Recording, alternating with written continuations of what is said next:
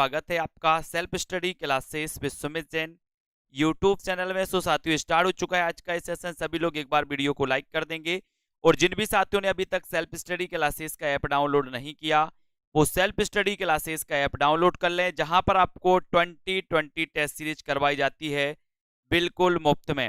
ठीक है, तो सभी साथी इसी प्रकार से जुड़े रहें और वीडियो को लाइक करते रहें। और एक क्लास रोज 9 बजे होती है दोस्तों। आज कुछ अपनी 1000 प्रश्नों की सीरीज से अपन लेकर के आए हैं दोस्तों। इस सेशन को चालू करेंगे उससे पहले मैं आपको बता दूं कि आपके लिए अगर टीजीटी पीजीटी का मॉडल पेपर दोस्तों मॉडल पेपर में एडमिशन लेना है तो आप मात्र 350 रुपए में आज ही सेल्फ स्टडी क्लासेस ऐप पर जाकर के ले सकते हैं, है ना। 3000 क्वेश्चनों की टेस्ट सीरीज मात्र 350 में। और दोस्तों एक बड़ा सरप्राइज है, जो आपका हिंदी साहित्य का अगर आप कोर्स में संपूर्ण कोर्स परचेस करना चाहते हैं, पढ़ना चाहते हैं, तो मात्र 1000 रुपए में आप एडमिशन ले सकते हैं। ठीक है, और दोस्तों अंतिम ब्रह्मास्त्र क्रश कोर्स लॉन्च किया गया, यानी कि लास्ट के अंतिम दिनों में, परीक्षा के अंतिम दिनों में क्या पढ़ें, ऐसा कोर्स लॉन्च किया गया है क्रश कोर्स, जो आप 599 में एडमिशन ले सकते हैं। इंपॉर्टेंट चीजें आपको इसमें बताई जाएंगी, पढ़ाई जाएगी, है ना। और मास्टर कैडर का दोस्तों एक मॉडल पेपर लॉन्च किया गया है। ये मॉडल पेपर में मात्र 4500 क्वेश्चन आपको करवाए जाएंगे और 4500 क्वेश्चन में मात्र 599 में एडमिशन लेकर के आप दोस्तों अपने सिलेक्शन की जो राय है उसको सुनिश्चित कर सकते हैं और सेशन को शुरुआत कर सकते हैं। 30 मॉडल पेपर मात्र दोस्तों 599 में। आज कुछ दोस्तों अपनी जो 1000 प्रश्नों की एक सीरीज है उसको अपन पढ़ेंगे, कुछ रिवीजन हो जाएगा, कुछ को नया मटेरियल मिल जाएगा। तमिल, तेलुगु, कन्नड़ और मलयालम भाषाएं किस भाषा परिवार से संबंधित हैं? जब अपन भाषा परिवार की बात करते हैं, भाषा परिवार को पढ़ते हैं दोस्तों, तो आपको पता है कि भाषा परिवार में सबसे बड़ा जो भाषा परिवार होता है वो भाषा परिवार होता है दोस्तों कौन सा? भारोपीय भाषा परिवार। वैसे ही यहां पर आपको बताना है कि तमिल, तेलुगु, कन्नड़ और मलयालम भाषाएं किस भाषा परिवार से संबंधित हैं, ये आंसर आपको बताना है। तो भारतीय आर्य भाषा परिवार, भारत यूरोपीय भाषा परिवार, द्रविड़ परिवार या फिर आधुनिक भारतीय आर्य भाषा परिवार, इनमें से आपको चयन करना है। सभी लोग वीडियो को लाइक करते जाएंगे।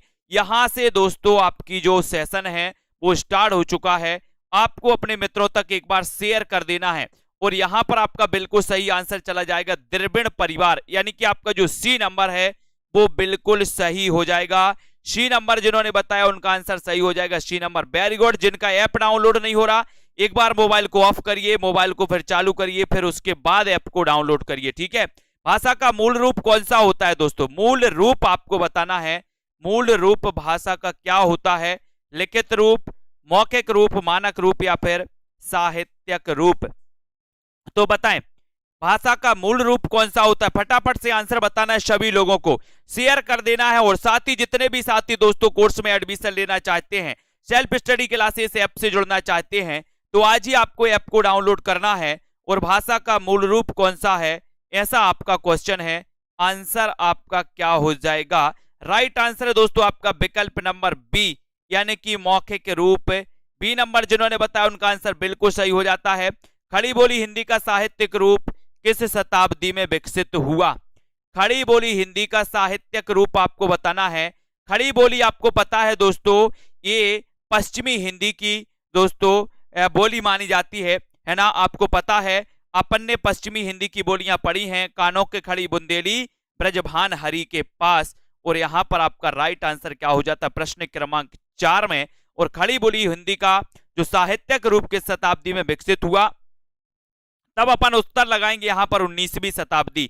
19वीं शताब्दी, यानी कि सी नंबर आपका बिल्कुल सही आंसर हो जाएगा दोस्तों। हिंदी को भारतीय संविधान में संघ की राजभाषा के रूप में कब मान्यता मिली? अच्छा क्वेश्चन है, बताइए हिंदी को भारतीय संविधान में संघ की राजभाषा के रूप में कब मान्यता मिली?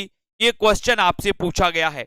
लाइक जरूर कर देना, एक बार अपने मित्रों को शेयर कर दो, है ना। इस सीरीज में दोस्तों आपको फटाफट क्वेश्चन और फटाफट आपको यहां पर बताए जाएंगे। बताएं जल्दी से, हिंदी को भारतीय संविधान में संघ की राजभाषा के रूप में मान्यता कब मिली? ये प्रश्न है आपके लिए, आपको उत्तर बताना है।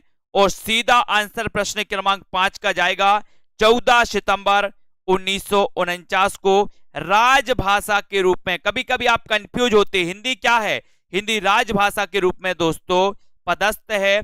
आपका ए नंबर बिल्कुल सही हो जाएगा। ए नंबर जिन्होंने बताया है आचार्य महावीर प्रसाद द्विवेदी ने किस पत्रिका के माध्यम से खड़ी बोली हिंदी को परिष्कृत और परिमार्जित करने में महत्वपूर्ण भूमिका निभाई?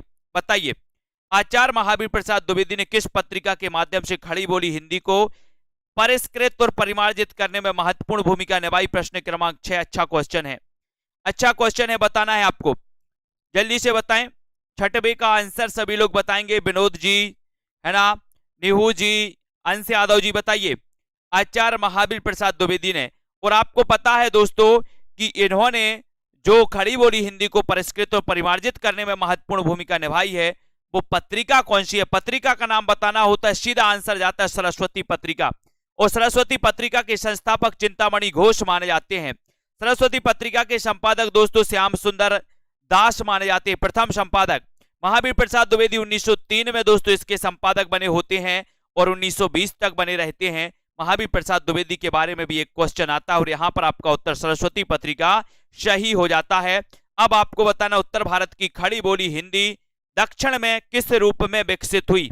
किस रूप में विकसित हुई? दक्षिण द्रविड़ हिंदी, दक्कनी हिंदी, दक्कनी उर्दू या फिर परिनिष्ठित हिंदी? उत्तर भारत की खड़ी बोली दक्षिण में किस रूप में विकसित हुई? प्रश्न क्रमांक 7। 7 का आंसर बताना है। 7 का आंसर बताते हुए साथ साथ आगे बढ़ना है और 7 का सुपर आंसर आपका क्या हो जाएगा बताएं। प्रश्न क्रमांक 7 है, अच्छा क्वेश्चन है दोस्तों। वीडियो को एक बार लाइक जरूर करना है और सीधा आंसर आपका जाएगा दक्कनी हिंदी। दक्कनी हिंदी यानी बी नंबर। फटाफट से आंसर बताना, उत्तर भारत की खड़ी बोली हिंदी दक्षिण में किस रूप में विकसित हुई? आंसर चला जाता है दक्कनी हिंदी यानी बी नंबर। ठीक है। मध्यकाल में राजकाज की भाषा के रूप में किस भाषा को मान्यता मिली? मध्यकाल में, मध्यकाल में प्रश्न क्रमांक 8 का आंसर है दोस्तों, राजकाज की भाषा के रूप में किस भाषा को मान्यता दोस्तों मिली थी? किस भाषा को बनी थी राजकाज की भाषा के रूप में? बताना है आपको मध्यकाल में। प्रश्न क्रमांक 8 का आंसर बताना है। सभी लोग एक बार लाइक जरूर कर देंगे। क्वेश्चन अच्छा है दोस्तों, बताइए। और मध्यकाल में राजकाज की भाषा के रूप में किस भाषा को मान्यता मिली? उत्तर चला जाता है फारसी। फारसी यानी कि सी नंबर। ठीक है, सी नंबर राइट आंसर आपने बताया। Very good. संविधान के किस अनुच्छेद के अनुसार संघ की राजभाषा हिंदी और लिपि देवनागरी है? बताइए। संविधान के किस अनुच्छेद के अनुसार संघ की राजभाषा हिंदी और लिपि देवनागरी है? अनुच्छेद 343, अनुच्छेद 346, 344 या फिर 342? प्रश्न क्रमांक आपका 9 है। 9 का आंसर आपको बताना है। और दोस्तों संविधान के किस अनुच्छेद के अनुसार संघ की राजभाषा हिंदी और लिपि देवनागरी है? तब आपने उत्तर चयन किया है विकल्प नंबर 1 अनुच्छेद 343। वेरी गुड आंसर, ए नंबर राइट। ब्रजभाषा और अवधि किस काल की काव्य भाषाएं थी?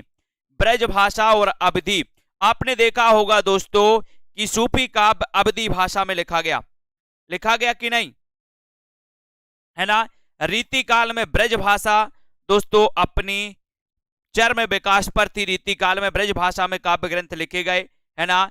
और रामचरितमानस की रचना भी अवधि भाषा में, अवधि भाषा में। ठीक है, ब्रजभाषा और अवधि किस काल की काव्य भाषाएं थी? इसका आंसर आपको बताना है। और प्रश्न क्रमांक 10 में सीधा आंसर आपका जाता विकल्प नंबर बी यानी कि मध्यकाल। मध्यकाल बी नंबर आपका राइट आंसर हो जाएगा।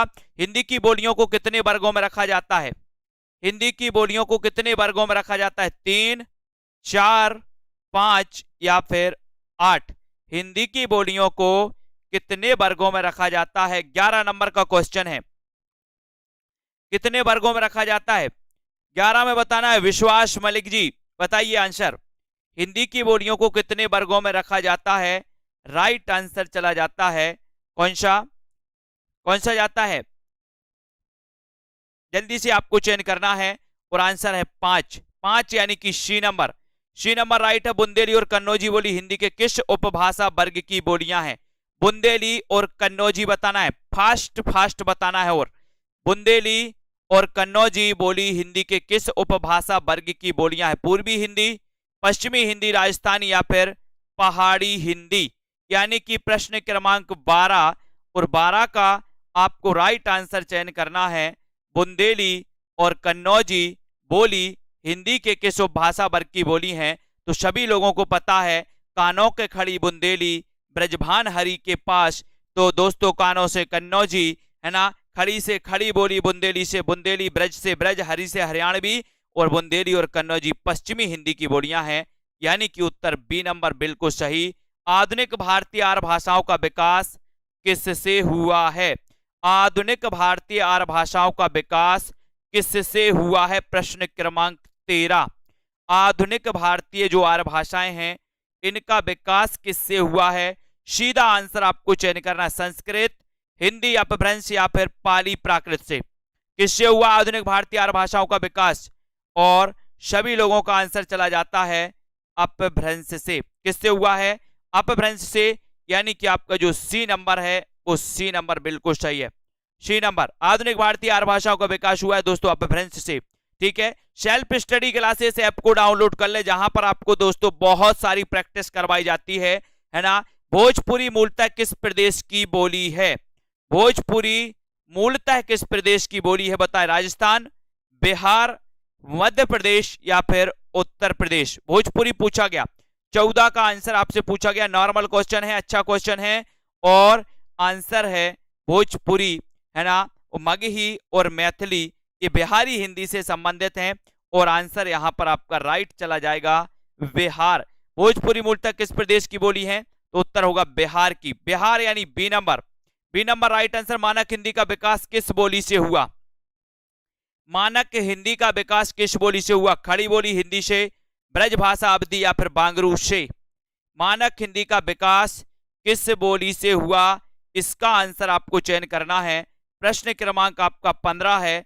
15 का आंसर मानक हिंदी का विकास, मानक हिंदी का विकास बताना है दोस्तों, है ना। मानक हिंदी यानी कि साहित्यिक पुस्तकों की भाषा, है ना, और मानक हिंदी का विकास हुआ है तो वो किस बोली से हुआ है?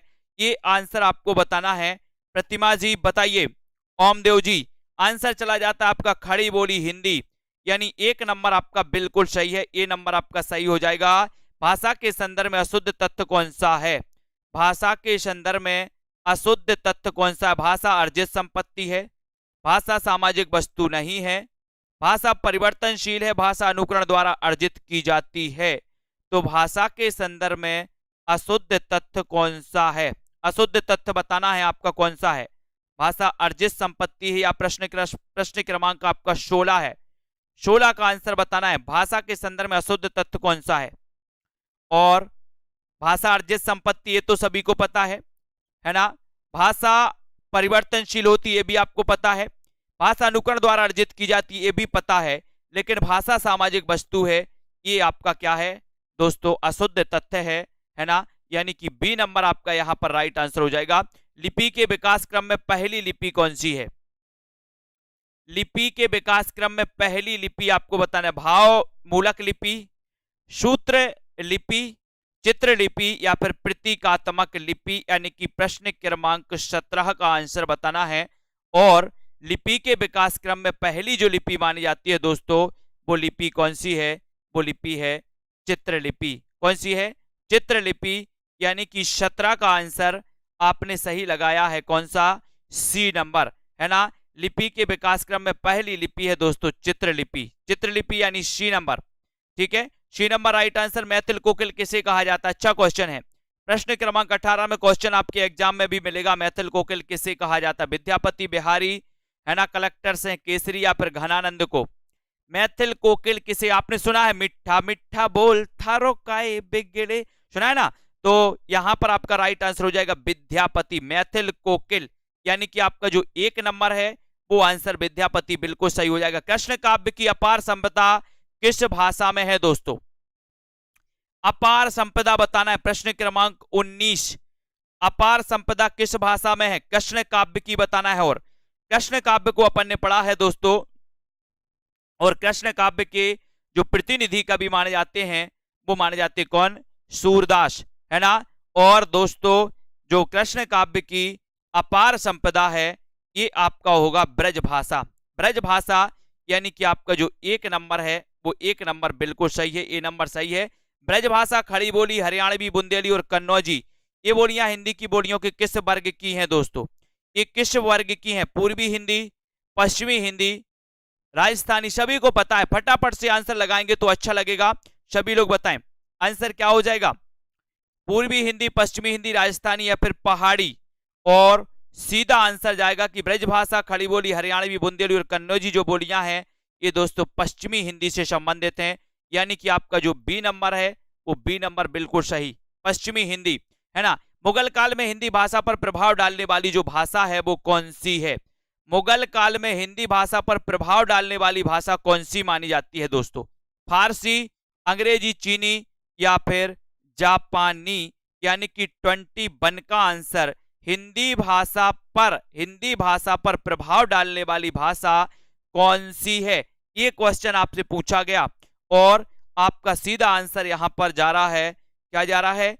वीडियो को लाइक जरूर करें, सेल्फ स्टडी क्लासेस ऐप को डाउनलोड कर लें दोस्तों, है ना। इस एग्जाम के लिए, टीजीटी एग्जाम के लिए, पीजीटी, सुपर टेट एग्जाम के लिए, एलटी ग्रेड और दोस्तों पंजाब मास्टर कैडर, जितने हमारे साथी हैं आगे आने वाले एग्जामों के लिए बम्पर ट्रिक के साथ आपको पढ़ाया जाएगा।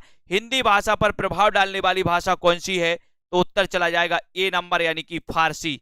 फारसी आपका राइट है। इन लिपियों में से कौन सी लिपि पहले उर्दू लिपि की भांति दाएं से बाएं लिखी जाती थी।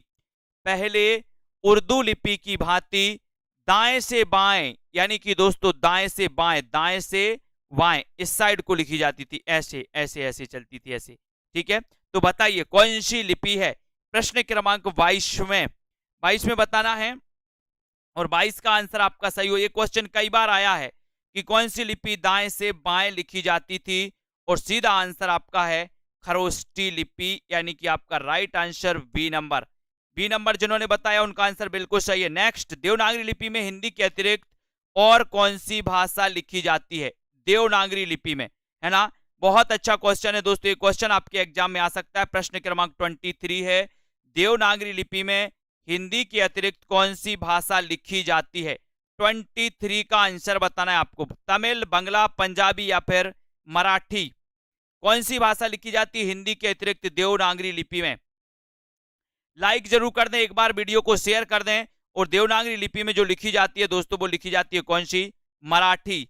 मराठी किस लिपि में लिखी जाती है, तो देवनागरी आपका बिल्कुल सही हो जाएगा। मेवाती और हाड़ौती बोलियां हिंदी में किस वर्ग की बोलियां दोस्तों, मेवाती और हाड़ौती, बताइए। 24 का आंसर, मेवाती और हाड़ौती बोलियां हिंदी में किस वर्ग की बोलियां मानी जाती हैं। पहाड़ी हिंदी, राजस्थानी हिंदी, बिहारी हिंदी या फिर पश्चिमी हिंदी। और मेवाती और हाड़ौती जो हैं ये जो बोलियां हैं दोस्तों 24 में, वो उत्तर हो जाएगा आपका राजस्थानी, यानी आपका जो बी नंबर है वो बी नंबर बिल्कुल सही है, ठीक है। राजस्थानी के अंतर्गत आती है ना मेवाती, ठीक है, बी नंबर। अधिकतर भारतीय भाषाओं की लिपियों का विकास किस प्राचीन लिपि से हुआ। प्रश्न क्रमांक 25 में आपको बताना है। सीधा सीधा लाइक करते रहें, शेयर करते रहें। अधिकतर भारतीय भाषाओं की लिपियों का विकास किन प्राचीन लिपियों से माना जाता है, ये 25 का आंसर है। 25 में ब्राह्मी लिपि, खरोष्टी, कुटिल या फिर सारदा लिपि, ये 25 में आपको चयन करना है। अधिकतर भारतीय भाषाओं की लिपियों का विकास किस प्राचीन लिपि से हुआ, आंसर है ब्राह्मी लिपि। सबसे प्राचीन लिपि मानी जाती है ब्राह्मी लिपि, ये नंबर आपका राइट है। उत्तर प्रदेश, हिंदी इनमें से हिंदीतर भाषी राज्य कौन सा है, यानी कि जहां पर हिंदी नहीं बोली जाती, हिंदीतर, यानी कि 26 में दोस्तों उत्तर प्रदेश में हिंदी, मध्य प्रदेश में हिंदी, बिहार में हिंदी, है ना। तो यहां पर जब हिंदी बोली जाती है तो महाराष्ट्र में मराठी बोली जाती है। और मराठी की जो लिखी जाती है दोस्तों जो लिपि है वो भी कौन सी है, देवनागरी लिपि है। मराठी की लिपि कौन सी है, देवनागरी, है ना। तो याद रख लेना, यहां पर उत्तर आपका डी नंबर बिल्कुल सही है, डी नंबर। संविधान के अनुच्छेद 343(2) के अनुसार संघ सरकार के कार्यों में अंग्रेजी का प्रयोग जारी रखने की व्यवस्था कब तक के लिए की गई थी, है ना। बताएं। प्रश्न क्रमांक 27 का आंसर आपको बताना है। 27 का आंसर सभी लोगों को चयन करना है।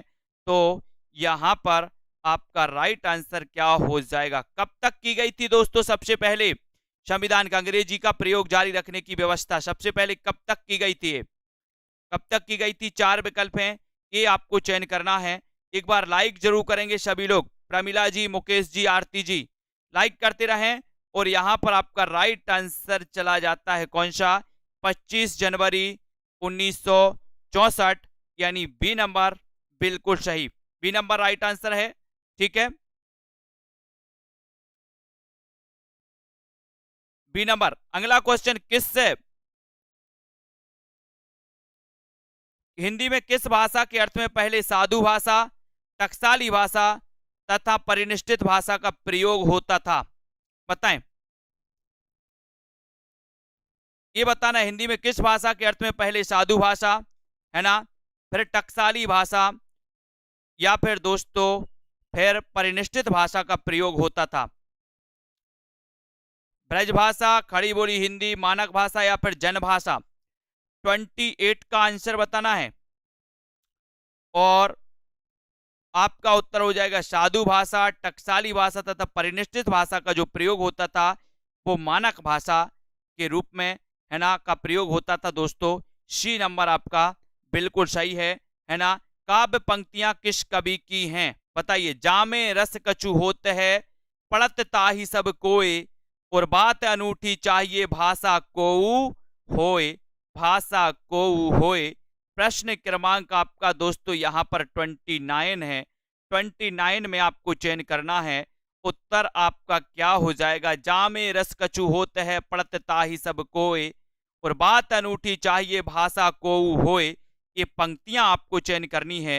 ये जो पंक्तियां हैं ये पंक्तियां किसकी हैं? राइट आंसर आपका क्या हो जाएगा? राइट आंसर हो जाएगा दोस्तों आपका भारतेंदु हरिश्चंद्र, जन्म 1850। ठीक है, ये नंबर आपका राइट आंसर है जिन्होंने भी चयन किया है। हिंदी खड़ी बोली गद्य के विकास में किस साहित्यकार ने महत्वपूर्ण भूमिका निभाई? हिंदी खड़ी बोली गद्य के विकास में किस साहित्यकार ने महत्वपूर्ण भूमिका निभाई? सदल मिश्र ने, मिश्र बंधु ने, ग्रियर्सन या फिर अमीर खुसरो ने? यानी कि 30 का आंसर आपको चयन करना है और 30 में आपका सही आंसर क्या हो जाता है? बताइए जसवंत सिंह जी। सभी को चयन करना है। लाइक जरूर कर दें। एक बार सेल्फ स्टडी क्लासेस ऐप से जुड़ जाएं, ऐप को डाउनलोड कर लें और हिंदी खड़ी बोली के बारे में आपको बताना है कि गद्य के विकास में, हिंदी खड़ी बोली गद्य के विकास में किस साहित्यकार ने महत्वपूर्ण भूमिका निभाई है? यानी कि आपका बिल्कुल सही आंसर हो जाएगा सदल मिश्र। सदल मिश्र ने निभाई, यानी कि दोस्तों ए नंबर आपका बिल्कुल सही है। पाणिनि ने किस ग्रंथ के द्वारा भाषा को एक रूपता देने का प्रयास किया? पाणिनि, पाणिनि का ग्रंथ कौन सा है? पाणिनि, अपन ने पढ़ा है ना पाणिनि, और कई बार आपने देखा भी है दोस्तों, है ना। आपको पता है कि हिंदी का पाणिनि किसे कहा जाता है? हिंदी का पाणिनि किशोरी, है ना, किशोरी लाल, किशोरीदास वाजपेयी। ठीक है, किशोरीदास वाजपेयी। और हिंदी व्याकरण का पाणिनि, हिंदी व्याकरण का पाणिनि कामता प्रसाद गुरु। ये दोनों क्वेश्चन इंपॉर्टेंट हैं। हिंदी व्याकरण का पाणिनि कामता प्रसाद, हिंदी का पाणिनि किशोरीदास वाजपेयी, है ना। और ये पाणिनि की दोस्तों अष्टाध्यायी, यानी कि एक नंबर आपका सही हो जाता है यहाँ पर। ये नंबर बिल्कुल सही है। पुरानी हिंदी को किस भाषा का समानार्थक माना गया? पुरानी हिंदी को, पुरानी हिंदी यानी कि 32 आपको बताना है। और आपको पता है अपभ्रंश को पुरानी हिंदी कहा है दोस्तों। अपभ्रंश को पुरानी हिंदी किसने कहा? अपभ्रंश को पुरानी हिंदी गुलेरी जी ने कहा, गुलेरी जी ने, है ना। तो आपको पता है कि पुरानी हिंदी को किस भाषा का समानार्थक माना गया? तो वो माना गया अपभ्रंश के, यानी बी नंबर आपका सही है। ठीक है, और अपभ्रंश को पुरानी हिंदी किसने कहा? गुलेरी जी ने। साहित्यिक अपभ्रंश को पुरानी हिंदी किसने कहा? रामचंद्र शुक्ल ने। ठीक है, ये दोनों ही क्वेश्चन इंपॉर्टेंट है। पश्चिमी हिंदी का उद्भव किस अपभ्रंश से हुआ?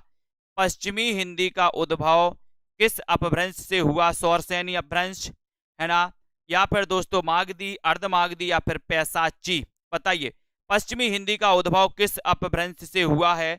इसका आंसर आपको चयन करना है। सौरसेनी, मागधी, अर्धमागधी या फिर पैसाची से। पश्चिमी हिंदी का उद्भव किस अपभ्रंश से हुआ है? सभी लोग एक बार लाइक जरूर कर देंगे दोस्तों। यहां पर सभी लोगों को पता है सौरसेनी अपभ्रंश से, यानी एक नंबर आपका राइट आंसर चला जाता है। एक नंबर आपका पश्चिमी हिंदी का उद्भव हुआ है सौरसेनी अपभ्रंश। ये नंबर राइट्स। पूर्वी हिंदी की बोलियां अपभ्रंश के किस रूप से विकसित हुई? पूर्वी हिंदी, पूर्वी हिंदी पढ़ते हैं ना दोस्तों अपन, आ बा छत्तीसगढ़ी, छत्तीसगढ़ी, या अपन पढ़ते हैं ए बी और सी। अवधी बघेली छत्तीसगढ़ी, एबीसी, एबीसी है ना, ये एबीसी पूर्वी हिंदी के अंतर्गत आती हैं। अब पूर्वी हिंदी की बोलियां भ्रंश के किस रूप से विकसित हुई, ये भी अपन को बताना है। 34 का आंसर आपको चयन करना है और 34 का आपका उत्तर हो जाएगा अर्धमागधी, अर्धमागधी है ना, ये आपका बी नंबर सही है, एबीसी आपका राइट आंसर, वेरी गुड। भाषा विज्ञान के किस खंड में पद से वाक्य बनाने की प्रक्रिया का वर्णात्मक, तुलनात्मक तथा ऐतिहासिक दृष्टि से अध्ययन होता है? तो किसमें होता है भैया? 35 का आंसर आपको चयन करना है। 35 का सभी लोग आंसर बताएंगे और 35 में भाषा विज्ञान के किस खंड में पद से वाक्य बनाने की प्रक्रिया का वर्णात्मक, तुलनात्मक तथा ऐतिहासिक दृष्टि से अध्ययन होता है, ये आपका क्वेश्चन है यहां पर।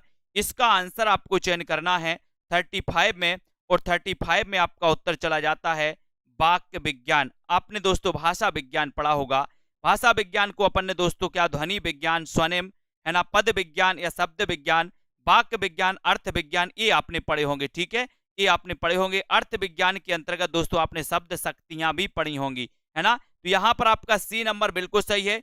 पाली प्राकृत भाषाएं किससे विकसित हुई? पाली और प्राकृत भाषाएं ये किससे विकसित हुई दोस्तों? लौकिक संस्कृत, पुरानी हिंदी, सौरसेनी या फिर वैदिक संस्कृत से, यानी कि प्रश्न क्रमांक 36, 36 का आंसर बताना है। पाली प्राकृत ये किससे विकसित हुई हैं? बताइए, सभी को बताना है और सभी का आंसर क्या हो जाएगा? 36 का आंसर सभी लोग बताएंगे। वीडियो को एक बार लाइक जरूर कर दें दोस्तों, अपने मित्रों तक शेयर जरूर करना है, ठीक है। पाली प्राकृत ये किससे विकसित हुई हैं, इसका आंसर आपको चयन करना है। राइट आंसर आपका क्या हो जाएगा दोस्तों? यहां पर जल्दी से बताएं फटाफट से।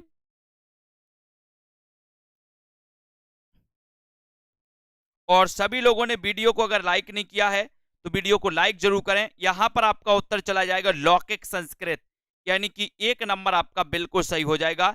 ये जिन्होंने बताया है उनका आंसर राइट है। भाषा के संदर्भ में महात्मा गांधी ने किसका समर्थन किया? भाषा के संदर्भ में बताना है महात्मा गांधी ने किसका समर्थन किया, ये आंसर बताएं। सभी लोग लाइक करते जाएं, वीडियो को शेयर करना है अपने मित्रों तक। इसी प्रकार से आपको बने रहना है दोस्तों, लाइक शेयर करते रहें। भाषा के संदर्भ में महात्मा गांधी ने किसका समर्थन किया? हिंदी, हिंदुस्तानी, हिंदुई या फिर उर्दू, किसका समर्थन किया? भाषा के संदर्भ में आपको बताना है। भाषा के संदर्भ में सभी लोग बताएंगे।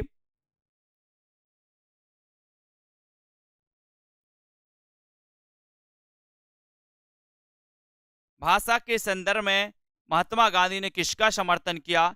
और 37 में आपका उत्तर हो जाएगा हिंदुस्तानी का, यानी बी आपका बिल्कुल सही है, ठीक है, बी नंबर राइट आंसर। खड़ी बोली का दूसरा नाम क्या है? खड़ी बोली का दूसरा नाम बताना है। बहुत अच्छा क्वेश्चन है। खड़ी बोली पश्चिमी हिंदी से संबंधित है ना, पश्चिमी हिंदी सौरसेनी अपभ्रंश से दोस्तों इसका उद्भव हुआ। और खड़ी बोली का दूसरा नाम क्या है, ये क्वेश्चन अगर आपसे पूछा गया तो सभी लोग लाइक जरूर करेंगे। एक बार अपने मित्रों तक शेयर कर दें दोस्तों। इसी प्रकार से आपको अध्ययन करना है, निरंतर प्रयास करना है, प्रैक्टिस करना है। जितनी ज्यादा प्रैक्टिस करोगे अच्छा होगा। खड़ी बोली का दूसरा नाम क्या है? और दूसरा नाम अगर आपसे पूछा गया तब आपको कोरबी लगाना है। क्या लगाना है?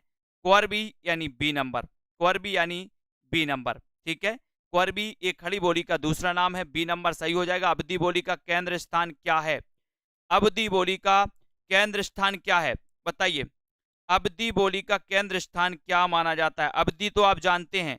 अवधी बोली का केंद्र स्थान अगर आपके लिए बोला गया कि इसका क्या है, बस्ती, बाराबांकी या फिर दोस्तों बताएं, जल्दी जल्दी से बताएं। और अवधी बोली का केंद्र स्थान जो है 39 का आंसर क्या है? अयोध्या। और दोस्तों एक क्वेश्चन और आपसे पूछा जाता है, अध खिला फूल, अध खिला फूल ये किसका उपन्यास है? अध खिला फूल उपन्यास किसका है? जल्दी से बताओ। अध खिला फूल किसका उपन्यास है? फटाफट से बताना है, जल्दी से बताइए। अध खिला फूल किसका उपन्यास है? खड़ी बोली का प्रयोग साहित्यिक खड़ी हिंदी खड़ी बोली के अर्थ के अतिरिक्त किस अर्थ में होता है दोस्तों? खड़ी बोली का प्रयोग साहित्यिक हिंदी खड़ी बोली के अर्थ के अतिरिक्त किस अर्थ में होता है, इसका आंसर आपसे पूछा गया है। तो जल्दी से आपको कमेंट में लिखना है शुद्ध के अर्थ में, दिल्ली मेरठ के आसपास की बोली के अर्थ में, है ना, या फिर दोस्तों आपको बताना है किसके अर्थ में होता है। जल्दी से बताएं किसके अर्थ में होता है। लोक साहित्य की भाषा के अर्थ में, लोक गीतों की भाषा के अर्थ में, किसके अर्थ में होता है खड़ी बोली का प्रयोग। यानी कि 40, इसको कौर भी कहा जाता है, पश्चिमी हिंदी से दोस्तों इसका उद्भव हुआ, है ना। और यहां पर खड़ी बोली याद रख लेना, और 40 का आंसर आपका सीधा जाएगा दिल्ली मेरठ के आसपास की लोक बोली के अर्थ में, यानी आपका बी नंबर बिल्कुल सही। अपभ्रंश को पुरानी हिंदी कहने वाले प्रथम लेखक कौन थे? अपभ्रंश को पुरानी हिंदी किसने कहा? ये क्वेश्चन कई बार आया है दोस्तों, कई बार आया है, तो आपको पता होनी चाहिए। वीडियो को एक बार लाइक कर दें, अपने मित्रों तक शेयर भी आपको करना है। खड़ी बोली को दोस्तों, अपभ्रंश को पुरानी हिंदी कहने वाले जो विद्वान कौन है? 41 सेल्फ स्टडी क्लासेस ऐप से अभी तक कौन कौन नहीं जुड़े हैं? आपसे 2020 टेस्ट सीरीज होती है दोस्तों, सप्ताह में 2 बार होती है, बिल्कुल फ्री होती है सभी के लिए। ऐप में जाकर के आप टेस्ट लगा सकते हैं बिल्कुल फ्री। अपभ्रंश को पुरानी हिंदी कहने वाले जो प्रथम लेखक हैं वो कौन है? उत्तर है चंद्रधर शर्मा गुलेरी। गुलेरी के बारे में आपको पता है दोस्तों, गोली जी को याद रख लेना। उसने कहा था 1915 की इनकी एक दोस्तों कहानी है, उसने कहा था कि 15 गोली मारो, 15 गोली मारो, है ना। तो चंद्रधर शर्मा गुलेरी की 3 कहानियां, बुद्धू का कांटा, सुखमय जीवन और उसने कहा था फ्लैशबैक शैली में लिखी गई, है ना। और दोस्तों एक क्वेश्चन आता है कि ऐसा कौन सा कहानीकार है जो मात्र 3 कहानियां लिखकर हिंदी साहित्य में प्रसिद्धि पा गया, अमर हो गया? तो वो कहानीकार गुलेरी जी हैं, चंद्रधर शर्मा गुलेरी जी हैं, है ना। अपभ्रंश के प्रथम महाकवि कौन थे? अपभ्रंश के प्रथम महाकवि आपको चयन करना है। 42 का आंसर आपको बताना है। लाइक जरूर करिएगा अपने मित्रों तक दोस्तों, शेयर करते रहिए इस सेशन को। और यहां पर आपको क्या करना है, सेल्फ स्टडी क्लासेस ऐप से जुड़ जाना है, जहां पर आपके लिए बहुत बम्पर कोर्स लॉन्च किए गए हैं। चाहे आप मॉडल पेपर लगा लो दोस्तों, चाहे आप वहां पर जाकर के, है ना, अध्ययन कर लो। अपभ्रंश के प्रथम महाकवि, और महाकवि कौन है? स्वयंभू। और इनका महाकाव्य आपको दोस्तों पता है कौन सा है? पयोमचर्यु। कौन सा है? पयोमचर्यु है दोस्तों, जिसे जैनी रामायण कहा जाता है। पयोमचर्यु ये राम काव्य पर आधारित दोस्तों महाकाव्य है, और ये महाकाव्य किसका है? स्वयंभू को। ये पयोमचर्यु आपसे पूछा जाएगा, पयोमचर्यु के रचनाकार कौन है? उत्तर होगा स्वयंभू, है ना। राजभाषा अधिनियम कब पारित किया गया? राजभाषा अधिनियम कब पारित किया गया? 1963 में, 1961, 1964 या फिर 1962 में? राजभाषा अधिनियम कब पारित किया गया? प्रश्न क्रमांक 43 में आपको चयन करना है। वीडियो को लाइक जरूर करना है। और एक अच्छा क्वेश्चन आपसे पूछा गया है, और सीधा आंसर राजभाषा अधिनियम कब पारित किया गया? उत्तर चला जाएगा 1963। 1963 यानी कि ये नंबर आपका यहां पर बिल्कुल सही है। 1963 में दोस्तों ये राजभाषा अधिनियम पारित किया गया। एक नंबर आपका बिल्कुल सही हो जाएगा। राजभाषा अधिनियम में संशोधन कब हुआ? संशोधन आपको बताना है। 44 का आंसर, 44 में बहुत अच्छा क्वेश्चन है। राजभाषा अधिनियम पारित किया गया 1963 में, है ना। अब इसमें संशोधन कब हुआ ये भी आपको पता होनी चाहिए, क्वेश्चन भी बहुत इंपॉर्टेंट है। और इसमें संशोधन हुआ दोस्तों कब? 1967 में, यानी बी नंबर यहां पर फिर आपका बी नंबर सही हो जाता है। ठीक है, लाइक कर दें एक बार और सब्सक्राइब कर लें दोस्तों। सन 1955 में राष्ट्रपति ने जिस राजभाषा आयोग की नियुक्ति की उसमें कितने सदस्य थे? क्वेश्चन थोड़ा सा कठिन, लेकिन 1955 का आपको पता है। राजभाषा आयोग की नियुक्ति हुई थी कब? 1955 में, है ना। लेकिन आपको पता है कि इसमें कितने सदस्य हैं ये आपको बताना। 45 का आंसर आपको चयन करना है। उत्तर क्या है ना। राजभाषा आयोग का जो गठन हुआ था 1955 में, इसमें कितने सदस्य थे ये आपसे पूछा गया। बहुत अच्छा क्वेश्चन है, और सीधा आंसर आपने बता दिया कि सर इसमें 21 सदस्य थे। कितने सदस्य थे? 21 सदस्य थे। सी नंबर बिल्कुल सही, सी नंबर जिन्होंने बताया। हिंदी हिंदुस्तानी के भाषा संबंधी विवाद में किसके नेतृत्व में हिंदी की विजय हुई? हिंदी की विजय किसके नेतृत्व में हुई? प्रश्न क्रमांक 46। बहुत अच्छा क्वेश्चन है। हिंदी हिंदुस्तानी के भाषा संबंधी विवाद में किसके नेतृत्व में हिंदी की विजय हुई थी? प्रश्न क्रमांक 46 का आंसर चयन करना है। एक बार शेयर कर दो अपने मित्रों तक, और दोस्तों इस सेशन से जुड़े रहो, वीडियो को लाइक करो, सेल्फ स्टडी क्लासेस ऐप को डाउनलोड कर लो, है ना। और यहाँ पर उत्तर हो गया आपका पुरुषोत्तम दास टंडन। हिंदी और हिंदुस्तानी का विवाद था। कुछ विद्वान हिंदुस्तानी को दोस्तों राजभाषा बनाना चाहते थे, कुछ हिंदी को। ये हिंदी और हिंदुस्तानी का विवाद था, जिसमें पुरुषोत्तम दास टंडन नेतृत्व कर रहे थे। महात्मा गांधी ने हिंदुस्तानी का समर्थन किया था, है ना, और पुरुषोत्तम दास टंडन दोस्तों हिंदी का समर्थन कर रहे थे। तो इन्हीं के नेतृत्व में दोस्तों हिंदी की विजय हुई थी, यानी सी नंबर आपका बिल्कुल सही है। यहां पर दोस्तों पंडित किशोरीदास वाजपेयी ने 19वीं शताब्दी के पूर्वार्ध को किस युग के नाम से अभिहित किया? यानी कि 47 का आंसर बताना है। 47 का आंसर क्या हो जाएगा, सभी लोग बताएं। 19वीं शताब्दी के पूर्वार्ध को किस युग के नाम से इन्होंने अभिहित किया? पंडित किशोरीदास वाजपेयी। ये हिंदी के पाणिनि कहे जाते हैं। हिंदी के पाणिनि कौन? किशोरीदास वाजपेयी। इन्होंने 19वीं शताब्दी के पूर्वार्ध को किस युग के नाम से अभिहित किया? ये क्वेश्चन अगर आपसे पूछा गया 47 का, तो आप क्या बताएंगे? क्या बताएंगे? इन्होंने दोस्तों लाल युग, कौन सा युग? लाल युग के नाम से इन्होंने अभिहित किया। यानी कि आपका जो बी नंबर है, बी नंबर आपका सही है। ठीक है, very good, B number. Next है, किस शताब्दी को हिंदी का प्रचार युग कहा जाता है? दोस्तों हिंदी का प्रचार युग आपको बताना है। प्रचार युग बताइए, किस शताब्दी को हिंदी का प्रचार युग कहा जाता है? 20वीं शताब्दी को, 18वीं, 19वीं या फिर 17वीं शताब्दी को? यानी कि 48 का आंसर। 48 में किस शताब्दी को हिंदी का प्रचार युग कहा गया? लाइक जरूर कर दें सभी लोग। सेल्फ स्टडी क्लासेस ऐप को डाउनलोड कर लें दोस्तों, सेल्फ स्टडी क्लासेस ऐप, है ना। और किस शताब्दी को हिंदी का प्रचार युग कहा गया? यानी कि 48 में। और आपका राइट आंसर है 19वीं शताब्दी को हिंदी का प्रचार युग था, 19वीं शताब्दी। C number right. मैं ना, मंडयाली का संबंध किससे है दोस्तों? मंडयाली का संबंध किससे है? राजस्थानी हिंदी, पहाड़ी, बिहारी या फिर पश्चिमी हिंदी से? मंडयाली का संबंध किससे है? प्रश्न क्रमांक 49। और 49 का आपका सीधा आंसर कहां जाएगा? मंडयाली का संबंध किससे माना जाता है? ये प्रश्न आपसे पूछा गया। और ऐसे कितने साथी हैं जिन्होंने दोस्तों मॉडल पेपर में एडमिशन लिया? टीजीटी पीजीटी के कितने साथी हैं जिन्होंने अभी तक एडमिशन नहीं लिया? पंजाब मास्टर कैडर वाले जल्दी सावधान हो जाएं। और मास्टर कैडर का दोस्तों मॉडल पेपर लॉन्च हो गया है। यानी कि आपको याद रखना, ये पहाड़ी यानी बी नंबर, पहाड़ी आपका राइट। ठीक है, पूर्वी हिंदी के अंतर्गत कौन सी बोली आती है? पूर्वी हिंदी के अंतर्गत कौन सी बोली आती है? पूर्वी हिंदी अपन पढ़ते दोस्तों, अर्धमागधी से इसका विकास होता है। और पूर्वी हिंदी के अंतर्गत 3 बोलियां आती हैं, जिनको अपन ने याद किया था एबीसी करके। एबीसी किया था पूर्वी, है ना। बोले पूर्वी कोई एबीसी नहीं बनता, है ना, एबीसी नहीं बनता पूर्वी से। पूर्वी कोई लड़की है उससे एबीसी नहीं बनता, है ना, वो डायरेक्ट डी से पढ़ती है। तो पूर्वी से एबीसी नहीं बनता, तो पूर्वी से ए यानी Awadhi, B for Bagheli, C for Chhattisgarhi. तो A for Awadhi, B for Bagheli, C for Chhattisgarhi, ये पूर्वी हिंदी की है। और दोस्तों यहां पर आपका डी नंबर बिल्कुल सही हो जाएगा। ठीक है, वीडियो को लाइक करें, शेयर कर दें अपने मित्रों तक। इसी प्रकार से आपको अध्ययन में लगे रहना है। और ये अंतिम क्रैश कोर्स पीजीटी टीजीटी का लॉन्च किया गया, यानी कि लास्ट के दिनों में आपको क्या पढ़ना चाहिए, ऐसा कोर्स बनाया गया है मात्र 599 में।